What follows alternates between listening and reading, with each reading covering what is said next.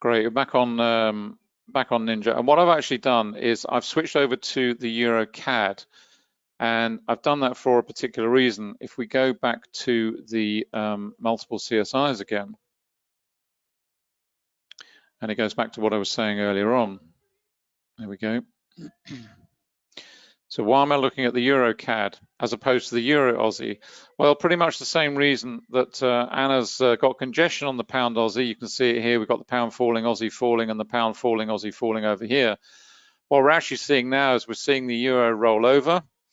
We're seeing the Euro roll over. We're seeing the Euro roll over. So there's selling of the Euro coming into the market, and it's even being reflected with this kick down over on 15. So the question you then got to ask yourself is, well, which pair am I going to look at?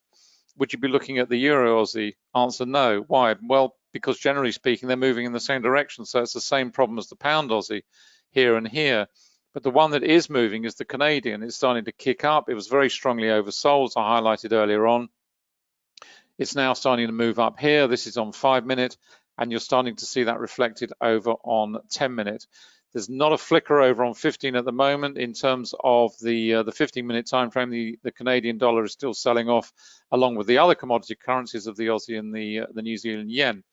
So it's early doors for the slower time frame traders. But in terms of scalping trades, you know, this is the train has already left the station. We're underway. And sorry, just move that out of the way again. And really, just to highlight that, you know, if you're looking at this to get in this occasion, it has actually flicked up pretty quickly. We haven't had to wait very long for that move to potentially get underway from the reversal opportunity. But, you know, it doesn't always happen like that. And this occasion it has. It's kind of got to the top and it's just starting to sell off. It may pause, we may get congestion, they could go in the same direction. Then you're back onto the charts. You're reading the charts all the time from now on. Once you've identified which one you're going to potentially take on as a trading opportunity, and then you're back onto the charts. You know what's going on. Well, we had let me just highlight the 10 minute here. It was a similar sort of picture to we had on the other pair we were looking at. You've got volatility, so the volatility triggers come in. You've then got some weakness come in. We've got a wick to big wick. We're into London, so we know we can compare volume here. So we've got weakness here, we've got weakness here, and that is then reflected in the widespread down candle which we've had to date, with good volume underneath it, which is what you expect to see. The trend monitor hasn't transitioned yet. You wouldn't expect it to because it's too early. But if that is going to develop into a longer term trending opportunity for your slower time frame traders, then you know that is going to filter its way through. But you can already see the effect. Of course, on 15-second, it changes very rapidly because we're in a very fast time frame. It's a time frame I like to use because it gives me a heads up from a very close perspective to the market on what is going on. I can read the chart fast. I'm looking at all the other various aspects of price behavior, of VPA, of what I've got in terms of indicators. Am I trading around the volume point of control, etc., etc. But you can see the transition through on the 1 minute. We've gone into, we had the little transitional phase here, and now we're into the bearish phase of red in terms of the trend monitor. And if you go right back down onto the 15, then just overlaying that candle on top of this one, this is a nice 2-bar reversal. In other words, you've got a market that's rallied, hit a level, and come back down again. So it's if you overlay one on the other, it's very easy to do with 2 candles. It's more tricky to do with 3, 4, and 5. So that's what we're looking at from a technical perspective, certainly in terms of the chart itself. In terms of sentiment, what I'm looking at, I'm always looking at sentiment because I want to get you've got to remember that commodity currencies are, broadly speaking, risk currencies. Commodities are generally considered as risk. If we're looking at what is going on in terms of, this is the VIX. The VIX is sliding lower, so we're looking at potential sentiment higher in terms of risk on. It's only minor at the moment, but that's what's going on in terms of the VIX. We'd also be looking at, because we're in a Euro CAD, we'd be looking at what is going on in terms of oil, because that's going to have an impact as well. Don't think it's doing a great deal at the moment, oil. There we go. This is on 2, 5, and 10, down at the bottom, 15, 30, and over to the daily. Oil is trying to recover it's had a good run higher. We did a post about this yesterday, I think, or the day before, one or the other. You can read about that on Anna's site. In terms of the congestion phases, the levels that are building, again, you can see the accumulation distribution coming into play here. We've got this strong platform that was tested yesterday. It held, it tested the day before, it held. We've got a minor level of resistance in just below $40 a barrel. And it has been bullish ever since we had this wild trigger of volatility. Prices crashed through the floor of zero. And since then, as you would expect from that sort of level, we've had the reversal, congestion, and on into the development of the trend, which is supported by the trend monitor you can see here over on the below. So that's where we are with oil from an intraday perspective, from a fast time frame. It is still trying to rally. Just pop that up. That's the 2 minute. So we're seeing some bullish sentiment coming in for oil. We've got minor resistance here at 37.25 a barrel. Volume is falling away nicely. So, you know, all things being equal, if we get some decent volume coming in under here, we've got a little bit of buying coming in under that one, then, you know, that should go through there relatively easily without a huge injection of volume. So that's what's going on in terms of oil, which is going to have an impact on what we're looking at over here. Just pop that out of the way. So now we're waiting for the development of this trend to establish some further momentum. We've got congestion building at the moment. We've got some indecision. We're trading around the volume point of control. We're trading around the volume point of control. So it's a question of being patient and waiting. Is this going to develop into a stronger trend? We just have to be patient, call the signals as we see them, watch what's going on in terms of volume price analysis, just check in what's going on in terms of a related currency indices. Let's just go to the currency indices themselves and find them quickly. There we go. This is on 15, so this is what we're looking at the moment, this tick over in the euro. We've got the Canadian down here, which hasn't hit the bottom yet. These are the currency index charts. They're on Ninja, they're also on MT4, MT5. You've got the yen, you've got the dollar, you've got the euro down here, and you've got the pound. That's the selling we've seen in the pound, but it's come to a congestion phase. We've had dollar buying, but that also has gone into its shell a little bit. The same with the yen. We had some buying, but that's now pausing, and the euro is in a pause point itself in terms of the index. So there's quite a bit of congestion around the place. It's not developing into a strong trend right now. Let's just go back to the charts again, just see if this is actually going to develop further, or are we just going to continue in congestion? Let's reload that. There we are, get that back on there. And reload that one. There we are. Let's just go to the currency array for a moment. Okay. Let's go.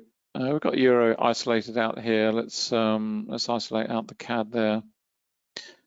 And obviously, what we want to see in terms of a short on the euro CAD, we want to see this one here. We want to see selling of the euro and buying of the Canadian. So we want to see some movement in terms of these pairs moving up and down the ladder, so that we've actually got these ones falling, certainly the ones with the CAD as the counter currency, because we want to see CAD buying, so we want to see these falling down the chart, and we want to see these ones here with the CAD as the primary currency moving up the chart, and so on and so forth as the whole thing settles. Let's do the same thing here. Let's isolate out the CAD here, and you've also got a bookmark function on these indicators. You can actually bookmark which particular pair you're interested in. I won't do it now, but it's very simple. It's in the user input. So you just slap it on and you can see which pair highlights in whatever color you wish. A little bit sluggish at the moment. Let's go back over onto the chart. There we go.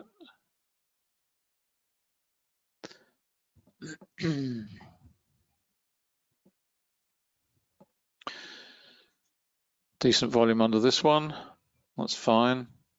So we're just waiting for this indecision to break down. If it is going to break down, the encouraging thing from a move to the downside is that we've got this nice little area, this low volume region here. So if the market is going to break through there, that's good. Should move through there relatively quickly. Obviously, as it does move through there, then we've got the contend with this volume, which is building quite rapidly as you move deeper below this price. So in terms of the development of the trend, you know, that may be a warning signal to say, well, actually, do you know what? Maybe once I've scalped a few pips out of here, then it's not going to go too far thereafter, because we've got a low, we've got volume building as we move down the chart over here. And the same is also true over on the 10-minute. This is starting to build, perhaps not quite so rapidly, but we've certainly got volume building in this region. We've also got this price support potential coming into play here. Wasn't quite tested on that occasion, but again, it's something. It is the beauty of trading multiple time frames. There's always something that catches your eye, that gives you a heads up, gives you information that you wouldn't have on a single chart or even two charts. It just gives you all the information, all the little pieces of the jigsaw puzzle to help you make that decision. I'm just looking at the VIX over on the other screen. That's starting to tick back up, so that's flip-flopping around in indecision land. It's up and down, up and down, up and down on the faster time frame. So there's a lot of indecision going on. We go over onto the indices themselves on Globex. This is electronic. They're not trading cash at the moment. This is purely on the electronic markets. This is the YM, which is the Dow, the NQ, NASDAQ, and over on the top right is the ES, which is S&P 500. And it's no great surprise that we've had this reversal. We had this volatility trigger the other day, ton of volume coming in, lots of support platforms coming into play. We've had a rally. What's interesting about the rally yesterday, it was on falling volume. So that gives you some clue as to the fact that, this is not, there is an anomaly here, because all things being equal, to see this sort of level of price action, you would expect to see some decent volume under that, given the reversal and given the range of the price action. We went from just below 29.50 to over 30.50 and above 30.70. This is 100 plus points again. So to see that sort of value, see that sort of volume associated with it, it's giving us a heads up that potentially this is, that rally in sentiment is not going to go far. And how that translates over into the currency markets is then obviously looking at how that's going to develop in terms of risk currencies and risk on, risk off. It's all related, it all makes sense.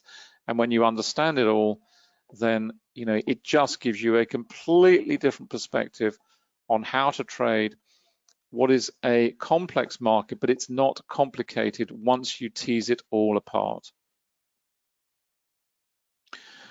I'm going to stop there because we've been going for just on the hour now. Just make sure we haven't got any questions. Let's have a quick look. No, we're okay. Brilliant, lovely. So we are going to wrap up, just to give you a heads up as to where all the bits and pieces are, where to find us.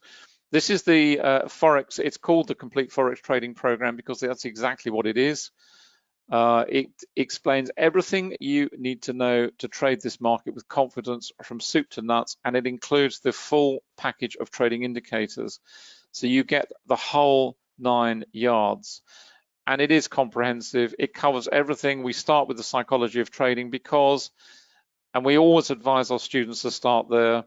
We occasionally get sort of grumbles about it, but once they go through it, they understand why. Because if you don't understand your personality, what makes you tick, what are your strengths, what are your weaknesses, what is going to suit you best as a trader, what are you going to struggle with, what are you going to love doing, then you really are going to struggle in this business. So it's the key starting point. And there's a huge amount of information on psychology. There are 8 PDF downloads. You do a self-assessment of yourself, and you can analyze what that report gives you, and you'll understand, what makes you tick and how to play to your strengths and manage your weaknesses. There's a huge fundamental analysis module, explains all you need to know there. We've got the relational analysis module, which explains both the intermarket relationships and also the cross-market relationships. Technical analysis, it really talks you through volume price analysis from A to Z. We explain about primary and secondary trends, how to identify them using VPA. It is another key element of this whole business, because if you can do that, then it'll help to keep you in trades and you won't get bounced out all the time. Mechanics of trading, currencies and flows. And then down here, we have hundreds of hours of video, how to use the indicators, VPA chart examples, a massive VPA chart example, pulling all together, topic webinars, lots and lots of different topics, reversal trading, trend trading, breakout trading, scaling in, scaling out. We were going to talk about position sizing, but that's all in there as well. There's a huge webinar library. There's over 200 hours in here altogether, and we recommend some resources as well. And finally, we have the VPA Traders chat room, where you join fellow students. Anna and I are there all the time. So you can ask us questions. We're quite happy to deal with your questions there. It's very supportive. We have a lot of successful traders in there who give very freely of their time to new students. So it's just a very friendly and supportive place to be.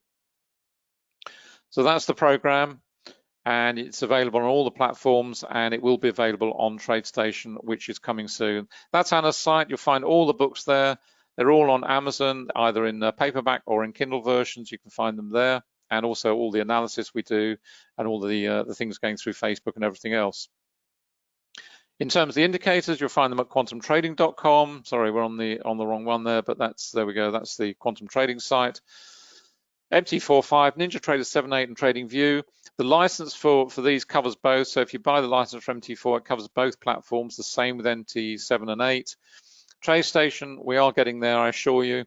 We're not far away now. That's great. Thereafter, we'll be working on multi-charts, and we've got some others in the pipeline too. So there's lots going on. We're going to drop back onto TradingView because the script there has had a major upgrade, which gives us, it's fantastic for us because it means we can now port pretty much all the rest of the indicators across there.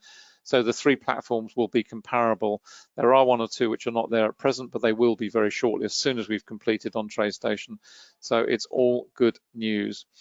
That's it. If you want to drop us a line, we're happy to answer those too. Anna at annacooling.com or myself, David at quantumtrading.com, and we will get back to you on those emails. So, do keep in touch.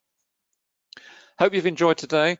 We are going to run because we're going to grab a coffee, and then we're going to take Bertie for a wander out into the Hampshire Downs, which is lovely this morning. So we will see you later. We will be back at the same time next week, 7:45, or later this week on Thursday with the futures session at 5:15 UK time.